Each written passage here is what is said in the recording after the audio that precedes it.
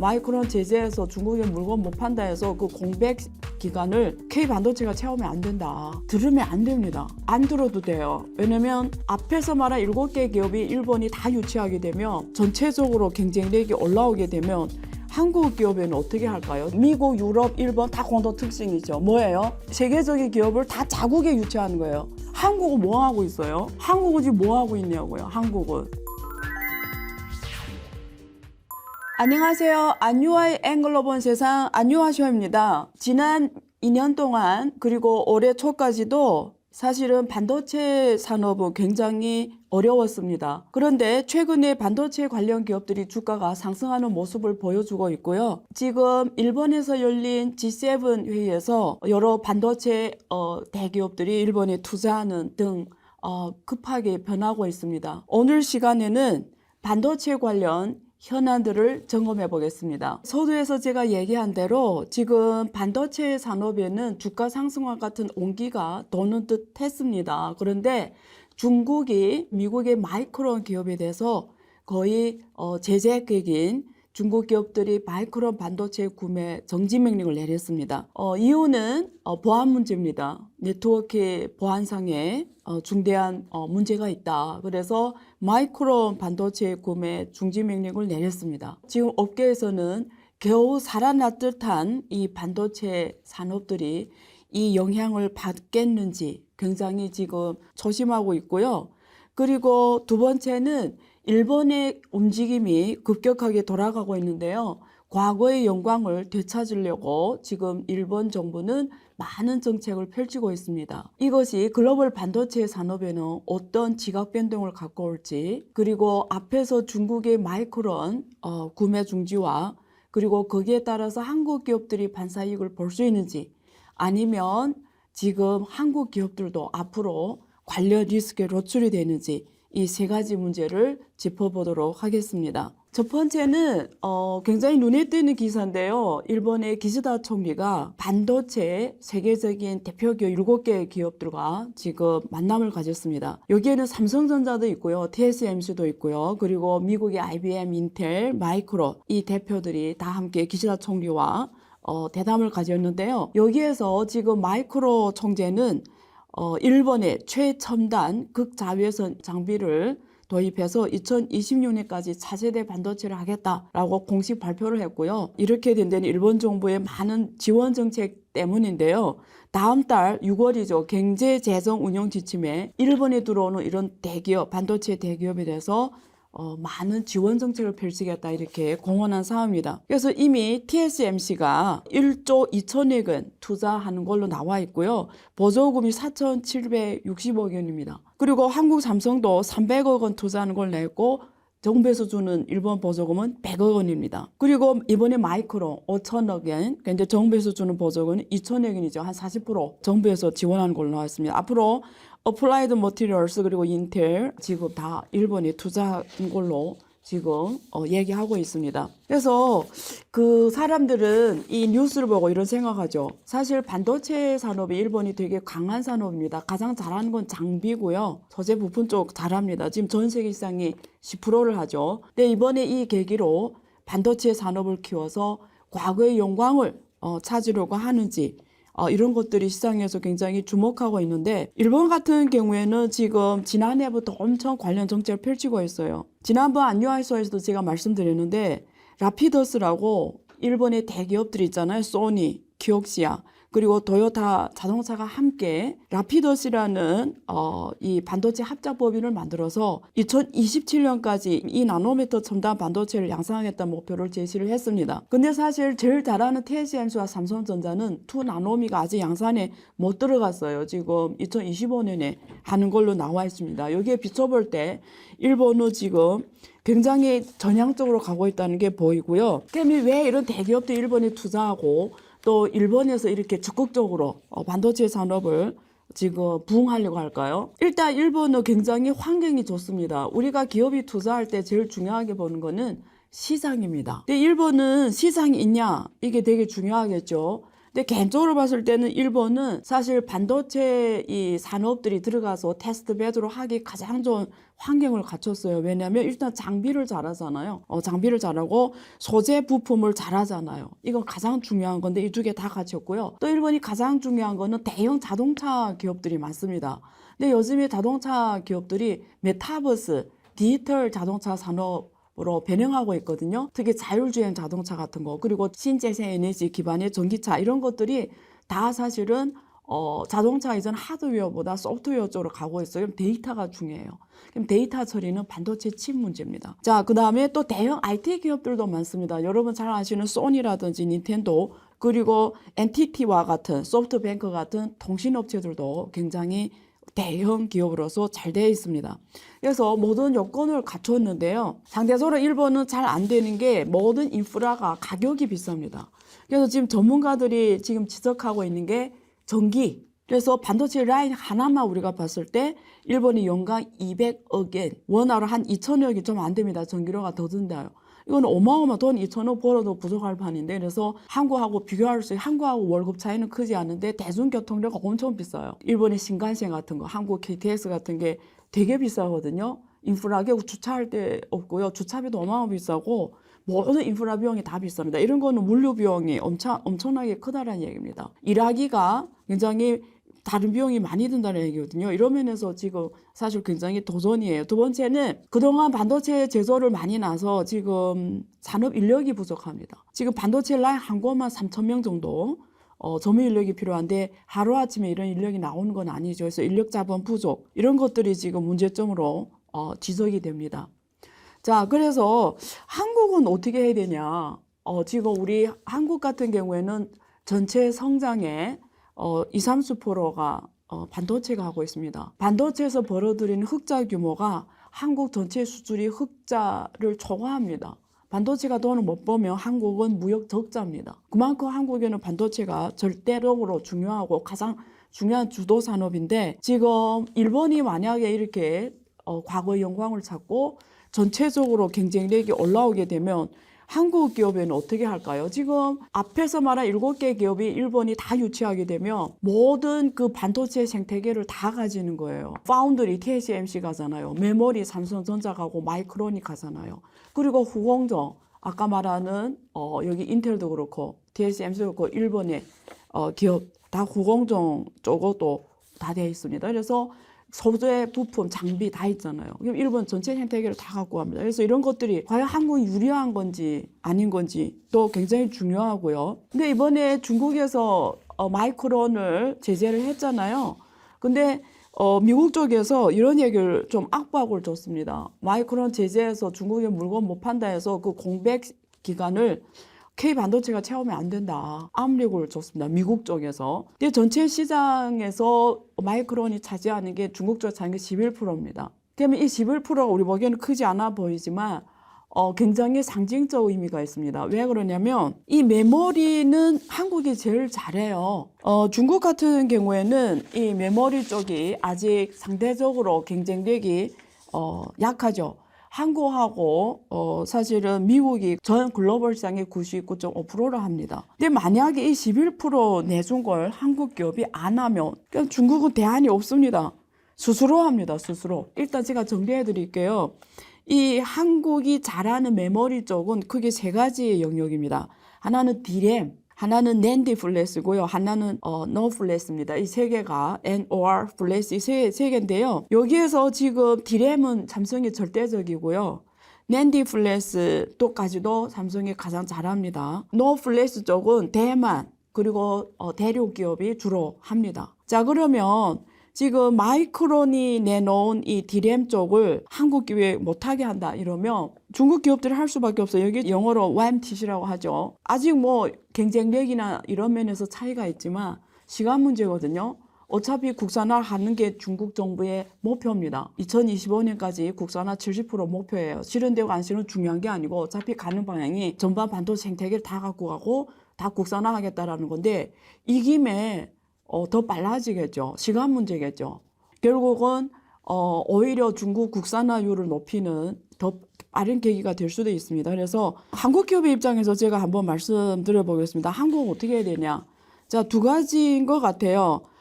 한국 기업이 첫째, 지금 마이크론, 이 회사가 중국에서 제재를 받았는데, 사람들이 관심 갖는 게 한국 기업이 지금 이 현재 정권이 미국하고 절대적으로 같이 가고 굉장히 가깝게 가고 미국이 중국에 대한 제재를 할 때 동참하고 모든 면에서 같이 하기 때문에 지금 마이크론 제재 때문에 잃어버린 11% 차지하는 문제가 아니라 지금 걱정하는 거는 삼성이나 SK에 대해서 같은 또 네트워크 보안 문제를 들고 제재를 하냐.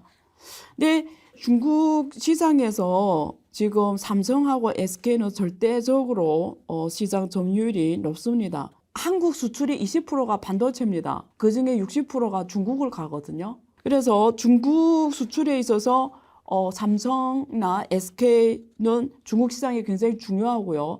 또 중국 시장에 있어서 또 삼성이나 SK가 굉장히 중요합니다. 그런 면에서 마이크론 11% 대비할 수 없을 정도로 중요하기 때문에 단기에 삼성하고 SK를 특별한 그런 게 없이 바로 제재를 하는 거는 저는 현실적으로 불가능하다고 보고요. 두 번째는 또 삼성이 서한에 엄청나게 투자를 많이 했습니다. 그래서 현지 경제 성장이나 발전에 공헌을 많이 하고 있는 기업이거든요. 그런 기업에 만약에 비슷한 조치를 한다. 이거는 중국이 전 세계에 비춰주는 모습도 그렇고, 그러면 한국하고 이제는 완전히 관계가 굉장히 끊어지는 관계이기 때문에 중국으로서도 부담이 되게 큽니다.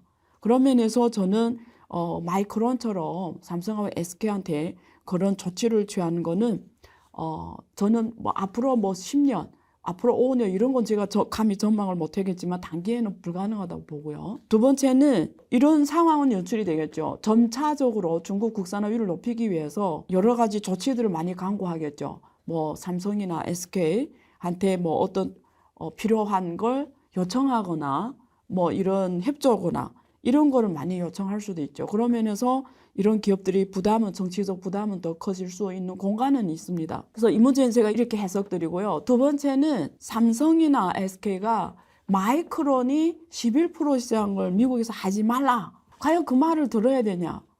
이건 되게 토론적인 이슈인데요. 개인적인 주장을 말씀드리면 들으면 안 됩니다. 그러면 이런 질문 할 거예요. 어떻게 안 듣냐? 안 들어도 돼요. 왜냐면 미국은 한국이 필요합니다. 그러면 만약에 미국에서 이렇게 무리한 요구를 하면 똑같이 해야죠. 그럼 얘네도 중국에 팔지 말라. 이렇게 요구해야죠. 왜냐면 미국은 미국대로 중국에 팔 거 다 팔면서 왜 한국이 중국 시장의 60%를 지금 중국에 수출하면서 밥 먹고 사는 나라인데 그럼 우리 보고 죽어야 되냐. 이건 아니에요. 그래서 저는 철저하게 시장 원리로 가야 되고 그게 자본주의 원리잖아요. 그래서 존중해야 되는 거죠. 시장주의를 존중해야죠. 한 정부가 와서 해라 마라 그 말을 듣는 거는 시장주의에 부합되지 않습니다. 이거는 미국이 잘못하는 거지 한국하고 한국 기업들이 거기다 공급해서 한국이 잘못한 게 없습니다.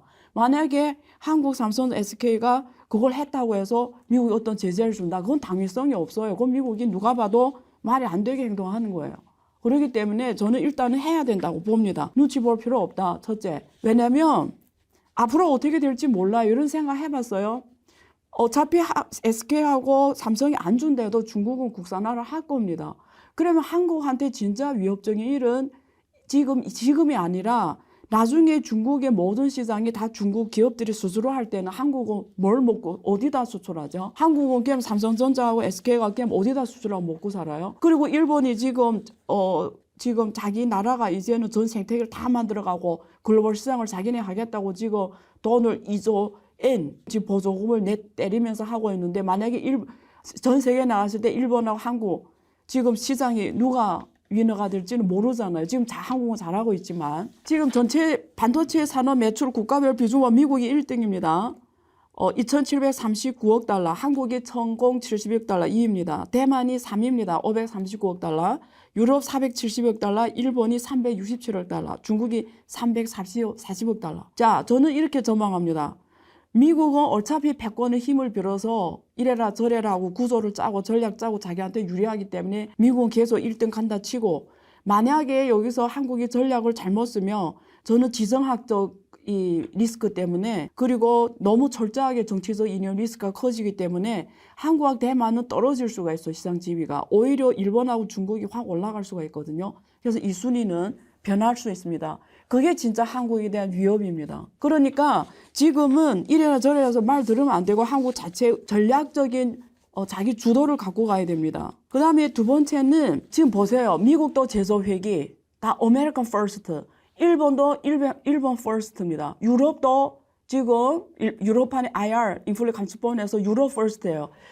다 공동 특징이 있어요. 미국, 유럽, 일본 다 공동 특징이죠. 뭐예요? 세계적인 기업을 다 자국에 유치하는 거예요. 제가 지난번 안녕하세요에서 분석해드렸잖아요. 지금 중국 전기차, 배터리 기업들을 유럽에서 어마어마한 보조금 주면서 적극적으로 유치해서 헝가리 같은 나라들이 세계 배터리 허브가 됐어요. 자, 유럽은 이렇게 하고 일본은 이제 또 잃어버린 반도체를 찾아오고 지금 미국이 밀어주고 있고 전 세계 7개 대기업이 다 가요. 또 일본에서 다 전체를 한대요. 생태계 제조하고. 자, 미국에서 지금 인플레 감축 반도체 과학법 내놓으면서 미국에 와서 다 해라요. 갔어요. 삼성전자, LG 지금 다 갔어요. 한국은 뭐 하고 있어요? 한국은 지금 뭐 하고 있냐고요. 한국은 다 다른 나라에 가요. 삼성전자 북미 가고 삼성전자 일본 가고 유럽 가고. 자, 한국은 누가 제조해요?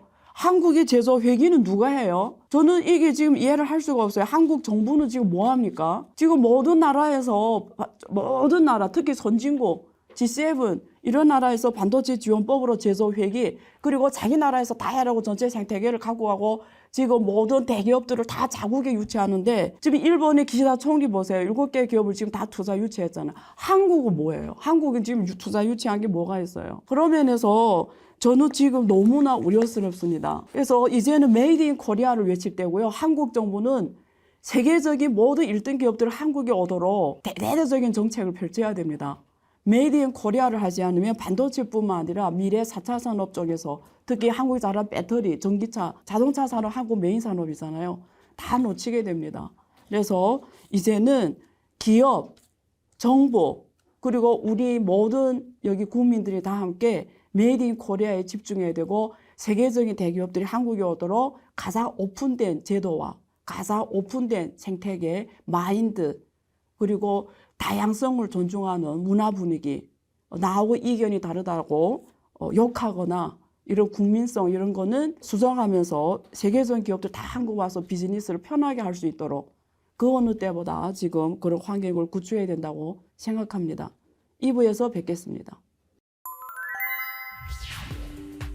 적대적 디커플링이 아닌 안정적 디리스킹 이런 표현을 썼습니다. 그 미국의 뜻대로 그대로 되지는 않았다라는. 그래서 저는 G7 뭐 학점으로 표시한다면 비학점 정도로 매길 수 있을 것 같습니다. 네. 기본적으로 미국이나 일본이나 중국에 대해서 그렇게 무조건 적대시적으로 가지는 못할 것이다. 네, 이번에 바이든 대통령이 또 미중 관계가 꼭 해빙될 것으로 예상한다. 어떤 의도일까요, 회장님? 중국이란 나라는 뭐 속에 구렁이가 뭐 10마리도 넘게 들어있다고 하지 않습니까? 속으로는 꽁하지만 겉으로는 우리는 대국답게 대화할 거야, 풀 거야. 그게 이번에 마이크론이 중국에 제재를 당했잖아요. 근데 미국에서 이번에 그 시장을 한국 SK나 삼성이 채우지 말라 이렇게 압박을 줬어요.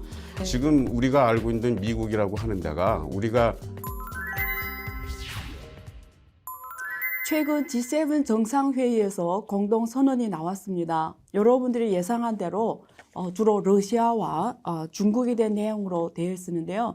러시아에 대해서는 규탄하고 또 중국에 대해서는 경제적 그리고 안보, 인권 등등 위협에 대해서 대응하는 이런 방안들이 지금 나왔습니다. 오늘 이 시간에는 이러한 G7의 선언에 이어서 지금 중국에서는 어떤 지금 대응을 하고 있고 또 러시아는 앞으로 어떻게 할 것이며 또 대한민국은 급격하게 변화하는 이런 글로벌 판도에서 어떤 전략을 갖고 가야 되는지 이런 주제로 두 분 전문가님 모셨습니다. 한중 글로벌 협회 오수근 회장님 나오셨습니다. 안녕하세요. 네, 예, 반갑습니다. 오래간만입니다. 네. 그리고 세종연구소에서 이면우 대외협력 담당 부소장님 자리해 주셨습니다. 안녕하세요. 안녕하십니까. 네, 반갑습니다.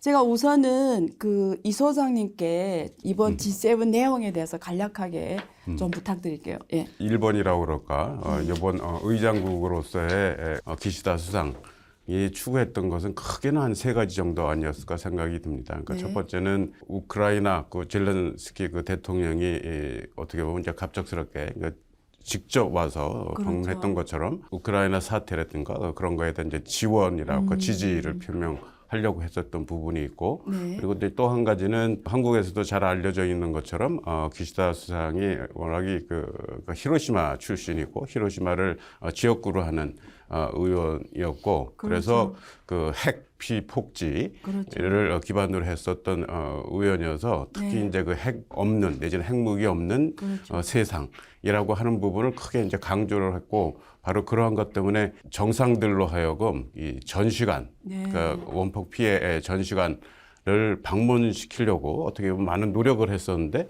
그런 것이 이제 두 번째 어떻게 보면 포커스 그리고 그 다음은 이제 결국은 북한이나 아니면 이제 중국에 대해서 그 위협 증가에 대해서 어떻게 할 것이냐라고 하는 부분이 크게 이제 세 가지 메인 그 주제였었다고 생각이 드는데 네. 이 부분들에 대해서 뭐 기시다 수상으로서는 내지는 일본으로 해서는 성공적으로 마무리된 것이 아니겠느냐. 그 외에 이제 여러 가지 다양한 것들이 있었고 그리고 좀 더 얘기가 되겠지만 네.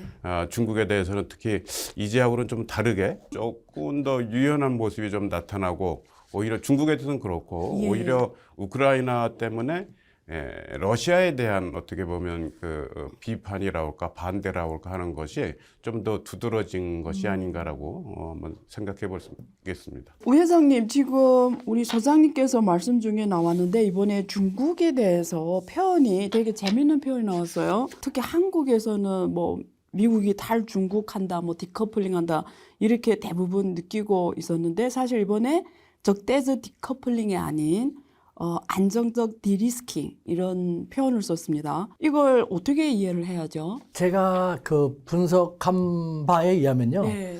그 미국의 뜻대로 그대로 되지는 않았다라는. 그래서 저는 G7 이번 성과를 뭐 학점으로 표시한다면 비학점 정도로 매길 수 있을 것 같습니다. 네. 그러니까 본래는 이번에 G7에서 소장님도 말씀해 주셨지만 여러 가지 목적이 있었는데 특히 미국과 일본은 중국 견제의 성격이 상당히 강했을 것입니다. 강경하게 중국을 견제하고 싶었습니다만 그렇게 뜻대로 되지는 않았죠. 유럽연합 같은 경우는 군사적으로는 미국의 동맹을 더 필요로 하게 되었고 우크라이나 사태만 봐도 알 수 있지 않습니까? 하지만 글로벌 경제가 안 좋은 상황 속에서 세계 최대의 시장을 지니고 있는 중국 경제, 중국 시장은 더 필요하게 됐거든요. 따라서 미국과 일본은 디커플링, 중국을 완전히 배제시킨다 라는 식으로 얘기했고 그렇게 가고 싶지만 유럽에서는 아니다.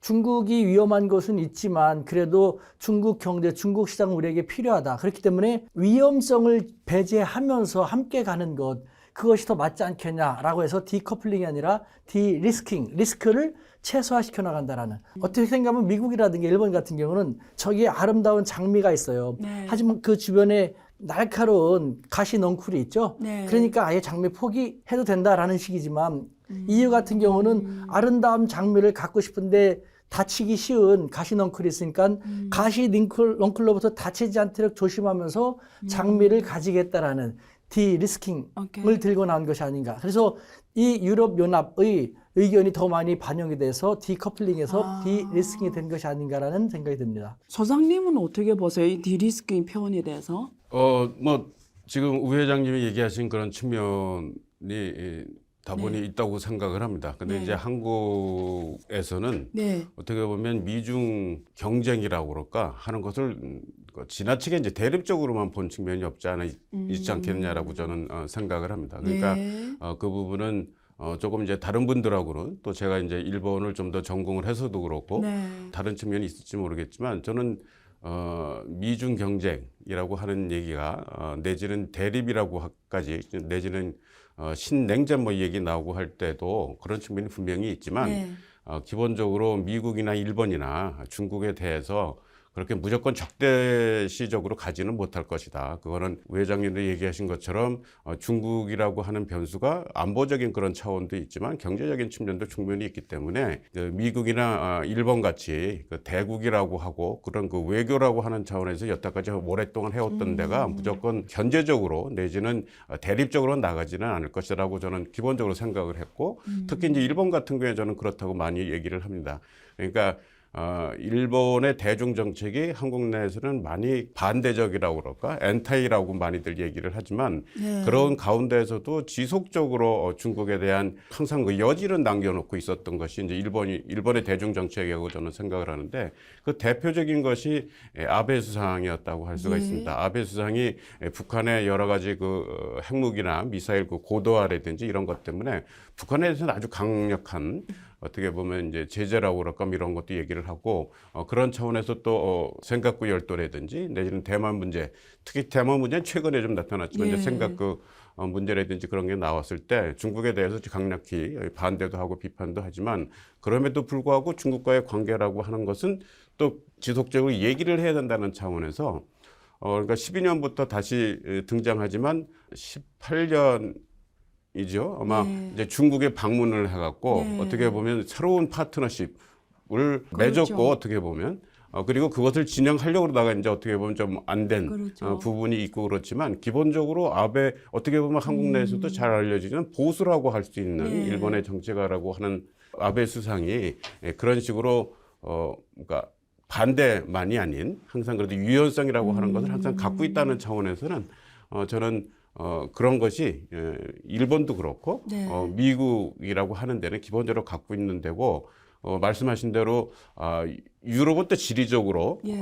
일본이나 한국이나 미국하고도 좀 달라서 좀 떨어져 있는 데지 않습니까? 그러니까 이제 그 안보적으로는 조금 더 위협이라고 하는 부분을 덜 느끼는 부분이고 오히려 경제적인 차원에서 더 걱정을 하는 데니까 거기는 좀 더 유연할 수 있고 그런 것을 좀 더 소화하고 해서 그리고 최근 들어서는 미국도 어떻게 보면 중국에 대해서 좀 달랜다고 그럴까 하여튼 계속 그 접근해서 얘기하려고 하는 그런 식의 대화하려고 제스처를 하는, 네. 많이 보냈던 거에서도 그런 부분이 나타났고 그런 것이 이제 종합돼서 나온 결과가 아닐까라고도 생각을 합니다. 예, 보니까 기시다 총리도 자기 올라와서 얼마 안 돼서 바로 외교장관을 중국에 보냈잖아요. 그래서 앞에서 우리가 생각한 것보다 굉장히 유연하게 중국 뒤에서 관계를 잘하려고 노력하고 있더라고요. 그게 한국과 굉장히 대조되는 부분은 있을 것 같습니다.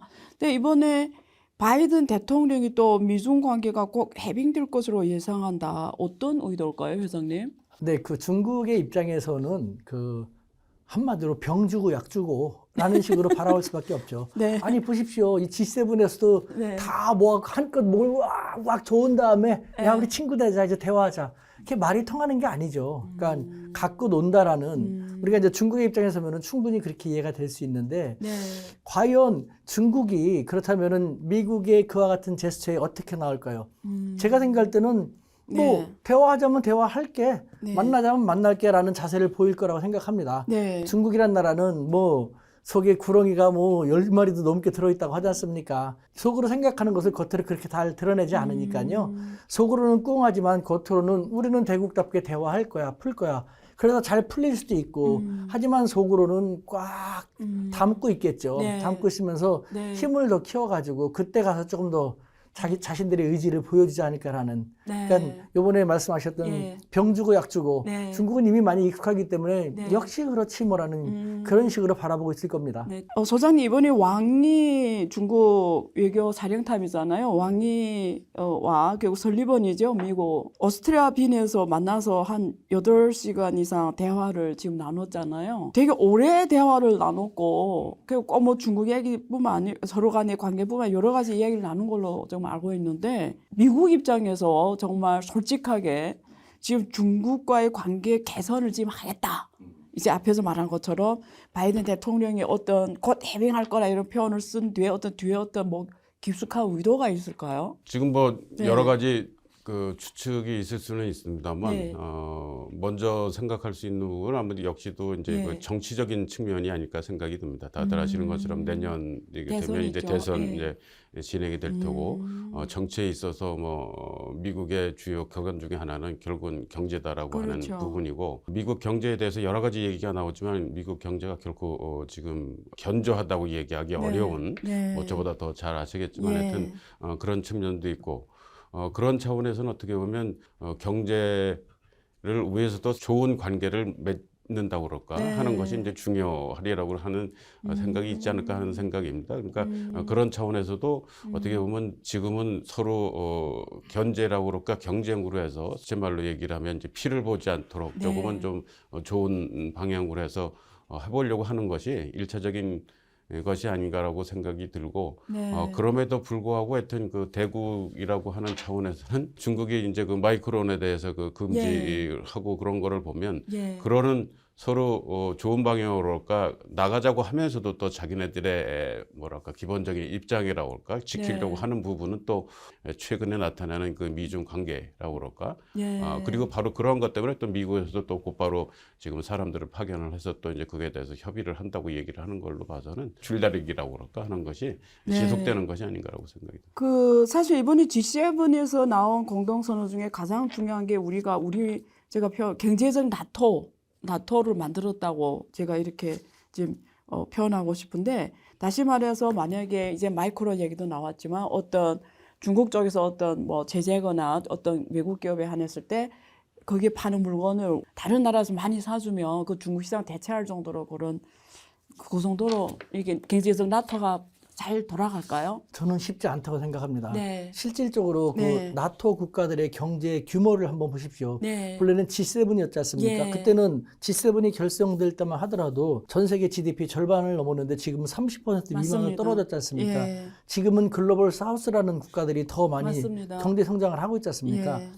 또 EU, 나토를 구성하고 있는 EU, 핵심 국가인 EU들도 각국이 경제적으로 매우 힘들지 않습니까? 그런 나라에서 똘똘 뭉쳐갖고 자기들이 좀 희생을 감안하더라도 대의를 위해서 한다라는 것. 그렇다면 이번 G7에서 B학점을 받지는 않겠죠. A 플러스 학점을 받을 수 있겠죠. 이번에 G7의 초청 국가만 하더라도 인도라든가 브라질 같은 경우라든가 맞아요. 인도네시아 같은 맞아요. 그런 예. 큰 나라, 그다음 프랑스라든가 독일 같은 경우도 대놓고 미국한테 노하진 않지만 미국의 군사력은 필요하지만 또 경제적으로도 우리는 중국이 좀 더 중요하기 때문에 하신 것처럼 디커플링이 아니라 디리스킹으로 가는 것을 찬성을 하고 인도 같은 경우는 대놓고 네. 동맹을 표방한다면서 예. 중국과 미국 사이에서 실익을 구하고 있지 않습니까? 네. 뭐 브라질 같은 경우도 라틴 아메리카에서 맞아요. 대국인데 네. 농업 대국이지 않습니까? 미국을 필요로 한다고 하지만 러시아의 비료 같은 것이 상당히 필요하고 또 그렇죠. 중국 시장을 빼놓을 수가 없거든요. 그런 여러 가지 제반 현실적인 측면을 고려할 때 경제적인 나토 말은 좋지만 참 쉽지 않을 것이다 라는 생각이 드는 것이죠. 이 소장님 보시기에도 이번에 보니까 브라질, 남하고 이런 나라들에서 G7 국가들이 맞춤형 지원 플랜을 하겠다. 지금 보니까 중국하고 미국 사이에서 지금 이 글로벌 사우스라는 이런 국들이 몸값이 많이 올라간 것 같아요. 그래서 지금 누가 돈을 더 많이 뿌리나에 따라서 이 중간 국가들이 여기서 더 좋은 말 하고 저기서 좋은 말 하면 지금 다 뺏어갈 거 다 자기네 챙길 거 다 챙기는 것 같은데 경제적 나토가 먹힐까요? 어떻게 보면 이제 중국이 어떻게 하냐에 따라서 달려 있다고도 생각이 듭니다. 그러니까 예를 들어서 지금 그 1대1로에 네. 대해서 예. 여러 이제 얘기들이 이제 최근 들어서는 좀 많이 나오는 것처럼 전 예로 해서 얘기를 하자면 일본의 ODA라고 하는 것이 어떻게 보면 한 50년대부터 일본의 세계 모델로의 복귀라고 맞습니다. 하는 과정과 예. 같이 이제 쭉 진행이 많이 됐었고 했죠. 예. 그래서 그것이 어떻게 보면 비판적인 그것을 많이 받았죠. 어떻게 보면 준다고 얘기를 하지만 결국은 실속은 다 이제 채리는 식의 소위 말하는 타이드 ODA라든가 뭐 이렇게 구속된 예. 그런 걸로 해서 결국은 실익은 다 일본이 갖고 가는 것이 아니냐라고 하는 식의 이제 얘기들이 나왔었고 예. 그래서 결국은 다나카 수상이 필리핀이 이제 어디 갔을 때 이제 계란 세례를 맞는 일본으로서는 좀 당황스러운 그 이제 장면이 연출이 됐었었는데 그러니까 많이 줬다고 생각을 했는데 막상 그쪽에서의 평가는 별로 그렇게 좋지 않았다라고 하는 것이 이제 어떻게 보면 전례라고 저는 생각이 드는데 그 이후에 그래서 어떻게 보면 80년대 이후로 일본의 ODA라는 것도 이제 좀 더 다른 방향으로 진짜 가서 이렇게 도와줄 수 있는 그런 식의 모양새 경제적 이득만이 아닌 지금 조금 그 중국의 1대1로에 대해서 좀 비판이 나오는 부분이 그런 이제 부분이 아닌가라고 저는 생각이 들고 그리고 그런 차원에서는 이제 중국이 앞으로 어떤 식으로 1대1로든 아니면 중국식 ODA든 하느냐에 따라서 그것을 받는 국가들의 결국은 이제 그 평가도 달라질 테고 그리고 바로 그러한 이유 때문에 어떻게 보면 지금 말씀하신 대로 글로벌 사우스를 둘러싼 네. 양대 어떻게 보면 진영, 뭐 중국에서는 수긍하지 않을지 몰라도 지금 미중 간의 대립의 한 차원이라고 할 수 있는 것은 어떻게 보면 좀 더 강하게 얘기하면 독재 내지는 권위주의 대 자유민주주의라고 하는 식의 이제 그 진영 간 싸움의 측면이 없지 않아 있고 그것을 어느 쪽으로 더 많은 다른 그 이외에 이제 제3지대라고 에 있는 국가들을 자기 쪽 진영으로 이렇게 해서 좀 더 자기의 진영의 어떤 그 이념적 승리라고 그럴까 그것을 좀 더 높일 수 있는지라든지 뭐 그런 것을 결국은 둘러싼 이제 경쟁이 지금 이루어지고 있다고 생각이 드는데 그런 차원에서 중국이 어떻게 하냐에 따라서 그리고 실제적으로 막상 지금 이제 거기에 동참 내지는 동참을 요구하는 국가들이 얼마만큼 중국으로부터 핍박을 받았다고 하는 것 때문에 그것을 인지를 해서 거기에 이제 동참을 할 것인지에 따라서 좀 달라지지 않겠느냐라고 생각이 듭니다. 우리 우 회장님 중국에서 교수도 오래 하셨고 또 주변에 중국인 사업가나 친구들도 엄청 많으시고 중국인을 뼛속까지 같이 생활하면서 많이 접해봤잖아요. 그렇지만 중국인은 외국인이잖아요. 그러니까 외국인 입장에서 중국인을 봤을 때 왜냐면 한국에 오면 그런 말 많이 하잖아. 자꾸 중국이 뭐 협박해서 뭐 한다 이런 표현을 많이 쓰는데 정말 현실적으로 거기 싱크탱크 분들도 많이 만났고 그냥 솔직하게 얘기하면 중국 사람들 머릿속에 이렇게 남을 엇박해서 자기네 원하는 걸 얻고 막 이런 게 그렇게 돼 있다고 느꼈습니까? 저는 그게 궁금해요. 과거는 모르겠고요. 예. 제가 지금 예. 20여 년 동안 중국하고 그렇죠. 지내오다 보면요. 좀 말씀하신 것처럼 예. 중국의 뭐 다양한 뭐 네. 당국자들서부터 많이 만나는데 네. 그럴 생각이 만약에 있다 하더라도요. 그럴 여유가 없어요. 여유가 없다. 우리는 네. 중국이 G2라고 해가지고 중국이 뭐 대만 해협을 봉쇄하고 침략하려고 한다는데 천만의 말씀 그럴 여유 없습니다. 중국은 그만큼 크고 인구도 많고 영토가 크다 보니까 항상 문제가 터지거든요. 국내외적인 문제가 터져가지고 항상 여유가 없어요. 국내 문제가 가장 무섭습니다. 민심은 배를 띄우기도 하고 뒤집기도 하지 않습니까? 역대 중국의 왕조가 붕괴된 것은 외침보다는 민심, 맞아요. 민심 봉기였거든요. 맞아요. 항상 국내 문제가 힘들거든요. 맞아요. 그런데 그걸 갖다가 외부에서 지금 이 시기에 미국이라든가 뭐 미국을 위한 여러 국가들이 여러 가지 측면에서 중국이 성장한다고 중국이 덩치가 그만큼 크고 한번 움직일 때마다 눈에 보이니까 그걸 갖다가 중국을 적대시하고 하는 것이지 사실은 중국은 그럴 겨를이 전혀 없다는 것. 그렇기 때문에 저는 우리 사회에 많이 얘기를 하죠. 중국을 싫어하고 미워하고 하는 것도 좋다. 단 중국이 정말 어떻게 생각하는지 중국이 정말 그렇게 생각하는지 그게 정말 중국 맞는지 제대로 파악한 다음에 미워하거나 싫어하거나 어떻게 하거나 하는 것이 맞지 않을까라는 얘기를 하거든요. 소장님 방금 우리 회장님 말씀 속에 중국은 경제 외교를 지금 많이 펼친다 이런 말씀했고 사실 좀 이따 제가 다시 여쭤볼 건데 일단은 지금 미국하고 한국이 굉장히 동맹을 많이 강화함에 가잖아요. 그래서 지난번에 방미 전에 윤 대통령이 중국에서 가장 민감한 문제를 건드렸어요. 대만 이건 그러는 바람에 지금 한국하고 중국 관계가 원래 좋아지고 있던 차에 지금 또 얼어들었는데 한국의 입장에서 지금 한미일 동맹 강화, 그 대만 문제 건드릴 정도로 지금 갔는데 내 보니까 이번에도 그 히로시마에서 기시다 총리 뭐 반도체 산업 대기업들 다 투자 유치했고 그리고 미국에서도 한국 대기업 다 투자 유치했고 유럽에도 한국 대기업이 다 가고 전 세계가 다 자국내 유럽도 자국내 생태계 다 만들고 일본도 다 만들고 한국은 어떻게 해야 되죠? 한국은 경제 외교를 어떻게 해야 됩니까? 네. 글쎄요. 아까도 말씀드렸지만 뭐 경제 외교라고 하는 부분이 네. 제 전공이라고 얘기할 수는 없지만 예. 결국은 이제 정부가 하는 중요가 해야 되는 중요한 네. 것 중에 하나는 특히 예. 이제 경제와 관련해서 얘기를 한다고 하면 예. 방향성을 그러니까 제대로 잡고 이제 유지해야 된다고 저는 생각을 합니다. 네. 그러니까 이제 말씀하신 대로 지금 이제 윤 대통령 같은 경우에는 한국의 정체성이 뭔지를 이제 명확히 했다고 저는 생각을 합니다. 정체성이 뭔가요? 그러니까 한국의 이제 정체성이라고 하는 것은 자유, 민주, 인권, 자유, 그리고 민주, 법의 인권, 질서를 지키는 것이다라고 하는 그런 부분이고, 예. 그리고 이제 뭐 그런 그 연장선 산에서 예. 어떻게 보면 이제 대만 얘기도 중국 얘기도 나왔다고 생각을 합니다. 그러니까 이제 그거는 지금 미국 진영이라고 그럴까? 예. 아니면 그 자유민주 진영이라고 하는 데서 얘기하는 현상 변경에 대해서는 반대한다.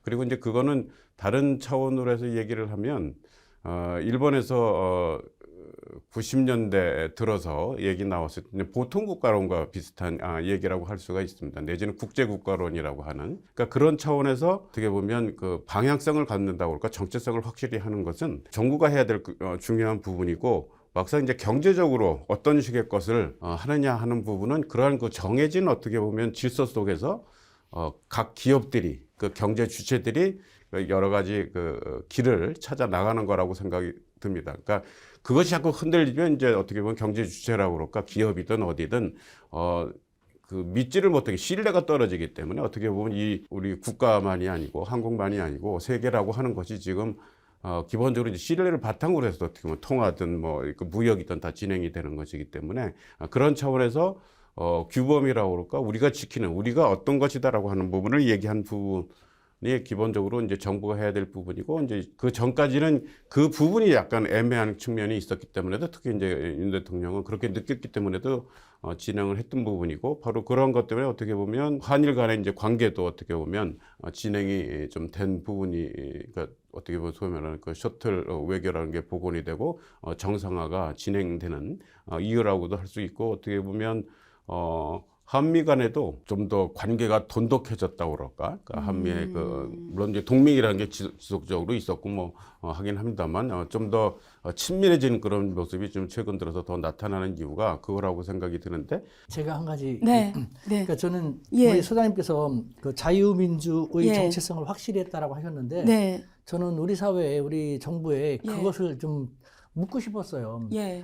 제가 생각할 때는 치명적인 논리의 모순이고 결함이거든요. 네. 자유민주 국가들의 연대라고 계속 얘기하지 않습니까? 네.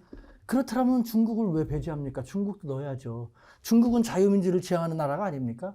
우리가 생각하는 거 보십시오. 자유, 민주, 법치 다 중국에서는 한자가 있습니다. 중국은 자유 없습니까? 중국은 민주 지향하지 않습니까? 사실은 우리 대한민국의 입장에서 바라볼 때 중국식 자유, 중국식 민주하고 미국식 자유, 미국식 민주를 보면은 우리는 중국식 자유하고 중국식 민주하고 더 관계가 깊어요. 우리의 관혼상제, 우리의 가치, 우리의 철학, 우리의 관습 문화 보십시오. 한 명의 황제가 있었고 그 황제 속에서 안정된 사회를 지냈지 않습니까? 중국이 지향하는 자유는, 만들어서 지향하는 자유는 서구의 개인의 자유를 극단시하는 것이 아니라 사회의 안전, 사회의 안녕을 더 중시하는 그런 자유였지 않습니까? 그렇기 때문에 서구 사회보다는 또 다른 판단 기준에 의해서 뭐랄까 제한을 할 때는 조금 더 제한하고 규제를 하는 그런 면이 있는 것이고, 민주도 마찬가지지 않습니까? 중국 민주, 위민, 민본, 민의, 민심. 아까도 말씀드렸지만 중국 황제들이, 지금 중국 위정자들이 지금도 가장 두려워하는 것은 민심이거든요. 민심은 배를 띄울 수도 있고 뒤집을 수도 있거든요. 민주라는 개념이 중국에도 있었다는 것이죠. 이것도 서구 같은 경우는 개인의 자유를 극대화하는 것을 토대로 하는 민주주의를 발전시켰지만, 중국 같은 경우는 사회의 안녕을 중심으로 하는 민주주의를 발전한 것이에요. 우리나라 같은 경우도 4천 몇백 년 동안의 역사 동안 중국 대륙과의 상호 관계 속에서 이와 같은 것이 우리의 정체성의 근간이 되었거든요. 서구식 민주주의, 우리가 사실은 6.25 이후에 들어왔다고 하지만 전두환 독재까지 빼고 하면은 김영삼 정부서부터 서구식 민주주의가 본격적으로 시도되지 않았습니까? 서구식 민주주의가 우리하고는 맞지 않고 그것을 받아들이는 과정이기 때문에 지금 혼돈 속에, 혼란 속에 있다고 생각하거든요.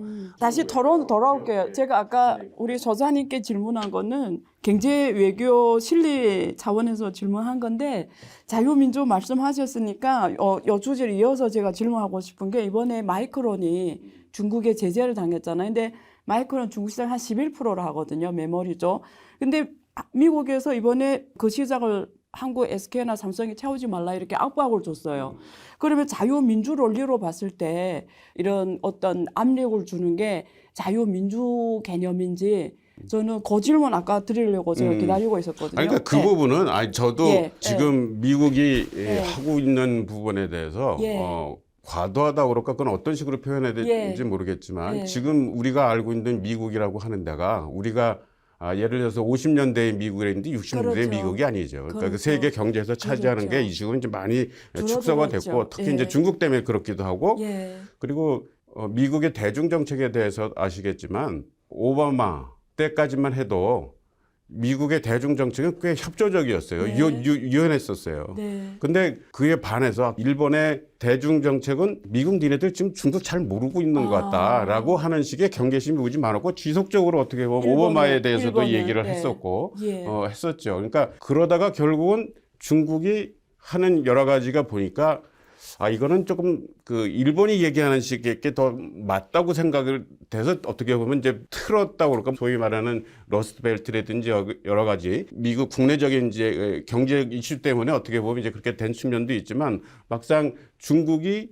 하는 행위가 자기네들이 생각했던 대로 나오지 않는 그런 측면들이 있었기 때문에도 이제 어떤 그런 다양한 이유 때문에 어떻게 보면 미국의 대중정책이라고 대중인식이라고 하는 게 이제 변한 거 아니겠습니까? 그러니까 예전 같지 않은 부분 때문에 좀 더 이건 강압이라기보다 그렇게 하는 것이 어떻게 보면 한국 내에서는 중국 시장만 자꾸 얘기를 하지만 미국 시장이 한국에서 줄어들긴 했지만 여전히 그래도 큰 포션을 차지하고 있기 때문에 그쪽도 압박을 줄 수가 있죠. 그러니까 결국 자유는 우리한테 아직 있는 거죠. 그러니까 그게 틀리다는 거죠. 그러니까 아까 그러니까 우리 저는, 우 교수님, 네. 그러니까 우 박사님이 얘기하신 것처럼 네. 그런 식으로 얘기를 하면 왜 우리 젊은이들이 중국에 대해서 지금 아주 비판적으로 보느냐. 네. 자기네들이 여태까지 한국 사회에서 쭉 자랐던 자유라든지 민주 개념으로 중국을 볼 때 이거는 자유사회가 아니구나 라고 하는 것을 너무도 절감했기 때문에 그렇다고 저는 생각을 합니다. 그러니까 자유에 대해서 뭐 크게 얘기할 그것이 아니고 네. 그것이 어떤 건지에서 체험하고 뭐하고 하는 차원에서 이 얘기를 예. 말씀을 드리는 제가 거죠. 캐치를 했습니다. 했고 근데 제가 뭐 다 좋아요. 미국하고 같이 이런 자유민주 인권 저는 굉장히 이해가 되는데 근데 제가 지금 질문 여지는 같이 가는 건 좋은데 한국도 좀 챙겼으면 좋겠는데 마이크론이 중국에서 제재를 하면 아까 경제 나타라고 제가 표현했는데 그럼 그 부분을 이렇게 동맹국이 한국이 먹으면 좋잖아요. 그래서 제가 질문한 거고 회장님께 이번에 중국 전문가식 잘 아시겠지만 이번에 중국 중앙아시아 다시구 경제협력 정상회담 했잖아요.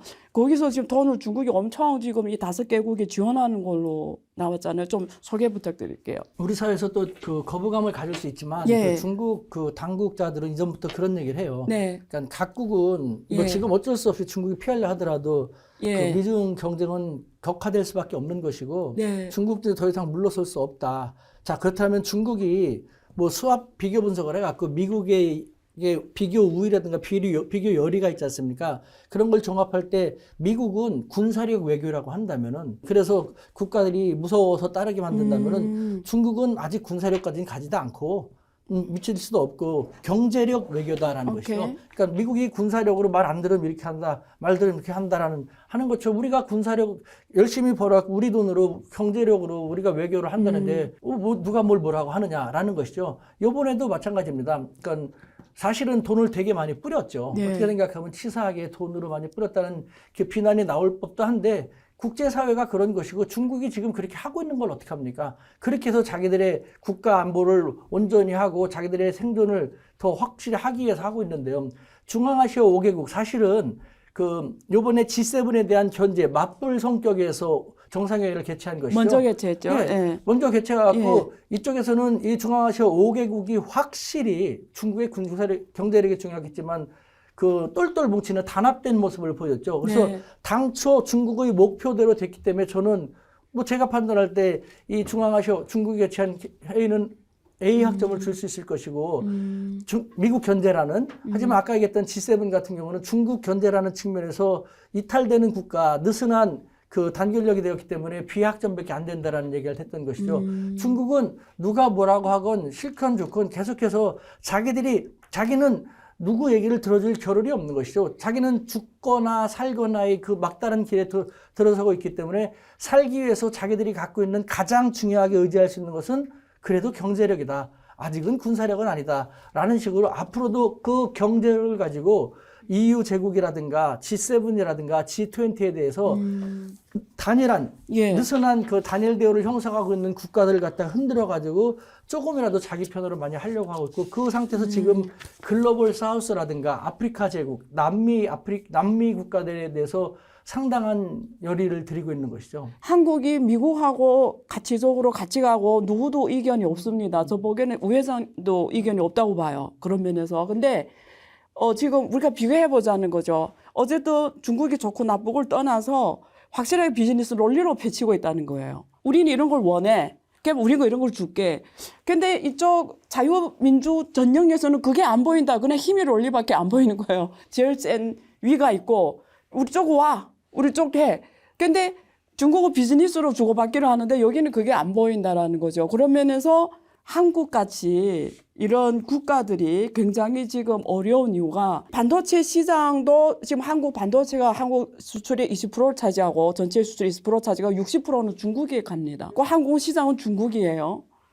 그런데 가치적으로 자유민주 가치로는 미국 가는 거는 뭐 아무도 뭐 거기에 이견이 없어요. 근데 지경학적으로는 중국이고 지성학적으로는 지금 미국인데 그러면 미국도 동맹국에 대한 어떤 이런 서로 베네핏을 주면서 같이 가야 되는데 그런 거 지금 안 보여서 왜냐면 자기네도 제조업, 선진 제조업 자기네 하겠다. 다 북미 오라. 아메리칸 퍼스트. 유럽, 우린데 오라. 보조해주겠다. 유럽판 인플레이션 감축법이 나왔고. 일본도 이번에 기시다가 적극적으로 또 지금 마이크론에 오조하는 걸 나왔고. 그럼 한국은 같이 자유민주 지켜서 좋은데 우리가 전략적으로 이 시점에서 한국이란 나라가 미래 50년, 100년을 가야 되잖아요.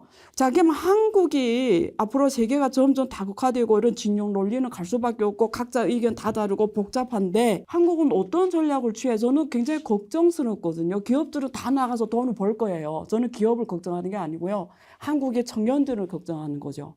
이 나라는 누가 제조하고 누가 생산하고 우리 정부에 제안한다면 어떻게 해야 될까요? 한국은? 네. 간단하지 않다고들 많이 얘기하지만 사실은 네. 국제관계 외교도 사람이 하는 거거든요. 네. 인간관계랑 다를 게 크게 없습니다. 네. 아주 저는 뭐 어렵게 생각할 필요 없이 오른쪽 눈도 눈이고 왼쪽 눈도 눈이거든요. 네. 한쪽 눈을 다치거나 가리면요, 그 불편합니다. 오른쪽 손도 손이고 왼쪽 손도 손이에요. 비교가 되게 좋네요. 예, 한쪽을 안 쓰면 얼마나 불편하고 생산성도 떨어집니까? 양쪽을 다 쓰고 양쪽 눈을 다 쓰는 게 좋지 않습니까? 너무도 자명합니다. 아니 우리가 왜 일부러 굳이 한쪽 눈을 가리고 왜 한쪽 팔을 못 씁니까?